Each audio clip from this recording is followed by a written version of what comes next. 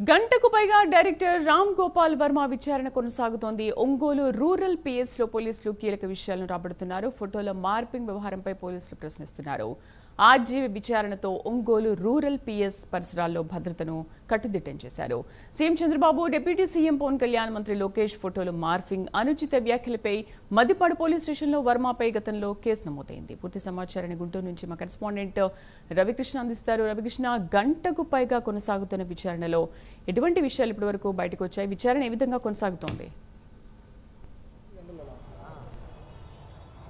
శ్రీదేవి, ఏదైతే రామ్ గోపాల్ వర్మకి సంబంధించిన విచారణ అయితే కొనసాగుతూ ఉంది. ఒంగోలులో ఉన్నటువంటి రూరల్ పోలీస్ స్టేషన్లో విచారణ గంట సేపు నుంచి కూడా కొనసాగుతున్న పరిస్థితి కనపడుతుంది. ఏదైతే టీడీపీకి సంబంధించినటువంటి అప్పట్లో జాతీయ అధ్యక్షుడిగా ఉన్నటువంటి చంద్రబాబు నాయుడు, అదేవిధంగా కూడా జాతీయ ప్రధాన కార్యదర్శిగా ఉన్నటువంటి లోకేష్, జనసేన పార్టీకి సంబంధించినటువంటి అధ్యక్షుడుగా ఉన్నటువంటి పవన్ కళ్యాణ్కి సంబంధించి ఆ వ్యూహం అనే చిత్రానికి సంబంధించి ప్రమోషన్లో ఆయనైతే మాత్రం మార్ఫింగ్ చేసినటువంటి ఫోటోలతో వాళ్ళని కించపరిచినటువంటి పరిస్థితి కనపడింది. దీంతో ఒక్కసారిగా కూడా ఆ టీడీపీకి సంబంధించినటువంటి నాయకులు కానీ కార్యకర్తలు కానీ, అదేవిధంగా కూడా జనసేన పార్టీకి సంబంధించినటువంటి నాయకులు కార్యకర్తలు కూడా తీవ్ర ఆగ్రహాన్ని వ్యక్తం చేశారు. ఆ తర్వాత పోలీస్ స్టేషన్లో కేసు పెట్టేందుకు ప్రవర్తించినా కూడా ప్రయత్నించినా కూడా ఒక్కళ్ళు కూడా ఆ కేసుని నమోదు చేసుకోలేనటువంటి పరిస్థితి. ఏదైతే 2024లో కూటమి ప్రభుత్వం అధికారంలోకి వచ్చిన మద్దిపాడు గ్రామానికి సంబంధించినటువంటి రామలింగం అనేటువంటి టీడీపీకి సంబంధించినటువంటి కార్యకర్త అయితే మాత్రం ఈ విధంగా కూడా వాళ్ళకి సంబంధించి ఏదైతే కార్టూన్గా వేయటం, అదే విధంగా కూడా ఫేక్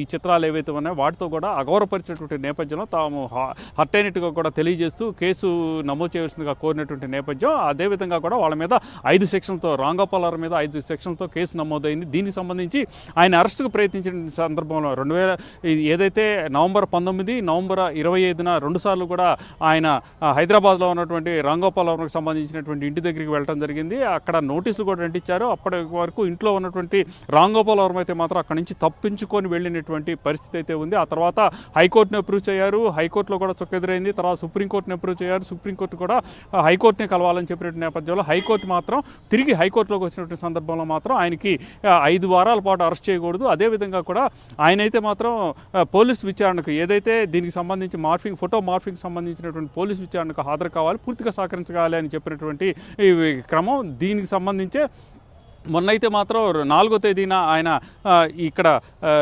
ఏదైతే ఒంగోలుకు సంబంధించి ఒంగోలు రూరల్ పోలీస్ స్టేషన్లో విచారణకు హాజరు కావాల్సిందిగా కూడా వాట్సాప్ నోటీసులు పంపించారు. అదేవిధంగా కూడా నోటీసులు కూడా అంటించినటువంటి పరిస్థితి. అయితే తాను 7వ తారీఖు వస్తారని తెలియజేసిన నేపథ్యంలో 7వ తారీఖు అంటే ఈరోజు ఆయన్ని అయితే మాత్రం విచారణకు అయితే హాజరయ్యారు. ఉదయం నుంచి కూడా అక్కడ ఉద్రిక్తమైనటువంటి పరిస్థితి. అక్కడ సంబంధించి ప్రధానంగా కూడా ఒంగోలు ప్రాంతాల్లో మాత్రం వైసీపీకి సంబంధించినటువంటి కొంచెం హడావుడి చేసినట్టు కూడా కనిపిస్తుంది. ఈరోజు ఉదయం అయితే మాత్రం ఆయనతో పాటు చెవిరెడ్డి భాస్కర్ రెడ్డి, ఎవరైతే ప్రధానమైనటువంటి వైసీపీకి సంబంధించినటువంటి నాయకుడు ఉన్నాడో ఆయనతో కూడా ఉన్నట్లు తెలుస్తుంది. ఒక గంట క్రితం రామ్ గోపాల్ వర్మ అయితే మాత్రం అక్కడ ఉన్నటువంటి రూరల్ పిఎస్లోకి హాజరయ్యారు. ప్రజెంట్ అయితే మాత్రం ఆయన విచారణ అయితే కొనసాగుతూ ఉంది. విచారణకు సంబంధించి ఈ విచారణ అధికారిగా ఉన్నటువంటి శ్రీకాంత్ ఎవరైతే సీఏ ఉన్నారో ఆయనైతే మాత్రం విచారణకు సంబంధించి క్వశ్చనీర్కి సంబంధించి ఆన్సర్స్ రాబట్టేటువంటి ప్రయత్నం చేస్తున్నట్లు కూడా తెలుస్తుంది. ప్రధానంగా దీనికి సంబంధించి ఏదైతే ఫోటోలు మార్ఫింగ్ చేయటం అంటే అక్కడ విచారణ అధికారిగా ఉన్నటువంటి శ్రీకాంత్ ఎవరైతే ఉన్నారో సిఏ శ్రీకాంత్, ఆయనైతే ఆ విచారణకు సంబంధించినటువంటి ఈ క్వశ్చనీర్ అయితే తయారు చేసుకున్నారు. దానికి సంబంధించి విచారణ చేపట్టారు.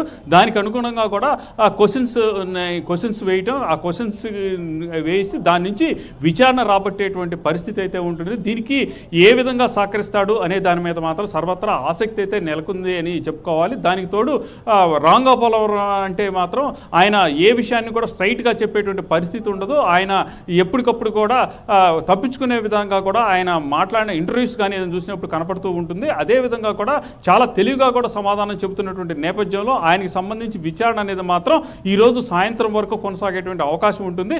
ఒకవేళ ఈ విచారణకు పూర్తిగా సహకరిస్తే ఓకే, సహకరించకపోతే మాత్రం ఈరోజు జరిగినటువంటి విచారణ ఏదైతే ఉంటుందో ఆ విచారణకు సంబంధించినటువంటి మొత్తం కాపీని రెడీ చేసి కోర్టుకి సమర్పించాల్సిన పరిస్థితి ఉంటుంది. అతనికి సంబంధించి ఏదైతే ఇప్పటి వరకు ఆయనకి ఇంట్రీమ్ బెయిల్ ఉందో ఆ బెయిల్ కూడా రద్దు చేసినట్లయితే మాత్రం విచారణని కొనసాగిస్తాం, అప్పుడు పూర్తి స్థాయిలో కూడా విచారణ చేపడతామని చెప్పే అవకాశం అయితే ఉంటుంది. ఏది ఏమైనప్పటికీ కూడా గంట సేపటి నుంచి రామ్ గోపాల్ వర్మకి సంబంధించి విచారణ అయితే కొనసాగుతుంది. దీనికి సంబంధించి మరిన్ని వివరాలు మనకి ఒక గంటలో తెలిసే అవకాశం అయితే ఉంటుంది. Thank you Ravikrishna.